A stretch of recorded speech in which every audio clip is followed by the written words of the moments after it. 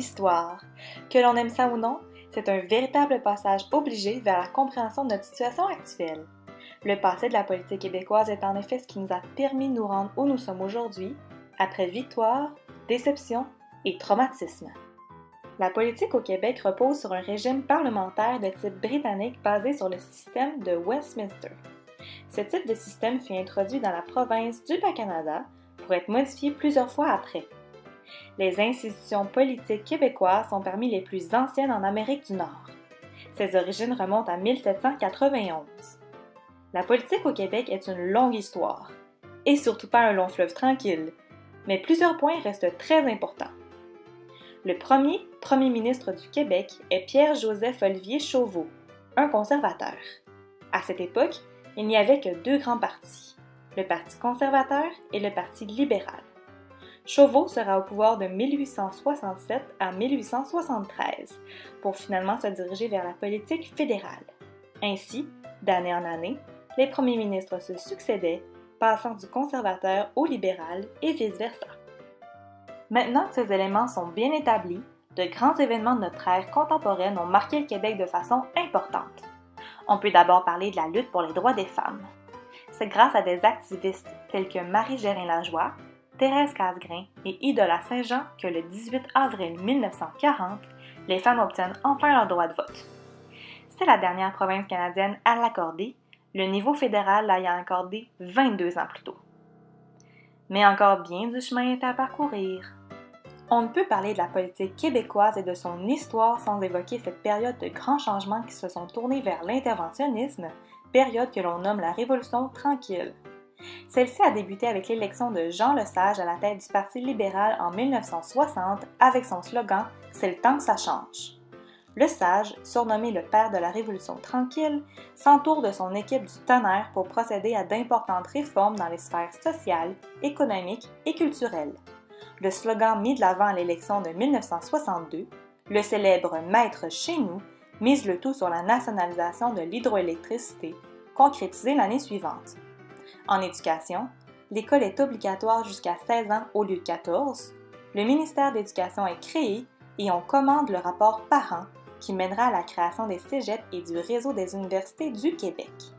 En santé, c'est en 1969 que la Régie de l'assurance maladie du Québec est créée.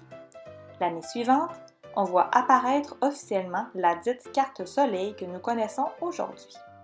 Somme toute, il s'agit d'une référence en termes de modernisation des systèmes au Québec et on en ressent encore aujourd'hui les conséquences. On peut ensuite parler de la crise d'octobre, survenue en octobre 1970 sous l'action du Front de libération du Québec. Le FLQ est un groupe de citoyens qui, devant un taux de chômage alarmant et un désir grandissant de pousser le Québec à de plus haut niveau, revendique la création d'un Québec indépendant. Pour y arriver, tous les moyens sont permis. On parle d'environ 200 délits, crimes et actes violents, dont des vols et des attentats à la bombe. Le 5 octobre 1970, James Cross, délégué commercial britannique à Montréal, se fait enlever par des membres du FLQ. 5 jours plus tard, Pierre Laporte, ministre de l'Immigration et du Travail du Québec, se fait kidnapper à son tour. Un climat de terreur règne alors dans la province de Québec, alors que des rançons et des exigences sont faites de la part du FLQ, ce qui a tôt fait mettre à l'épreuve le premier ministre de l'époque, Robert Bourassa. Ce dernier, avec l'aide de Jean Drapeau, le maire de Montréal, sollicite l'aide du gouvernement fédéral et de ses forces armées pour contrôler la situation dans les rues de Montréal, où tout a rapidement dégénéré. Le 16 octobre, le gouvernement fédéral annonce une insurrection appréhendée au terme de la loi sur les mesures de guerre. C'est alors que plus de 450 citoyens furent arrêtés. L'histoire se finit de façon plutôt triste. Le 17 octobre, on découvre le cadavre de Pierre Laporte dans le coffre d'une voiture près de l'aéroport Saint-Hubert. 2 mois plus tard, on découvre la cellule de James Cross et on le libère, sain et sauf. Cet événement fut important pour le Québec, puisqu'il s'agit du plus grave acte terroriste commis au Canada. Néanmoins, c'est à partir de ce moment que le mouvement souverainiste s'est fait entendre et a pris de l'ampleur, mais cette fois-ci, chez les modérés et pacifiques. 10 ans plus tard, ce mouvement fera notamment écho aux oreilles de René Lévesque, alors chef du Parti québécois. Lors des élections provinciales de 1972, il promet la tenue d'un référendum sur la souveraineté du Québec s'il est élu. De leur côté, le camp du non, constitué du premier ministre canadien Pierre Elliott Trudeau et du chef du Parti libéral du Québec, Claude Ryan, déclare que des négociations concernant le fédéralisme canadien auront lieu si le camp du non gagnait. Le référendum a finalement lieu le 20 mai 1980.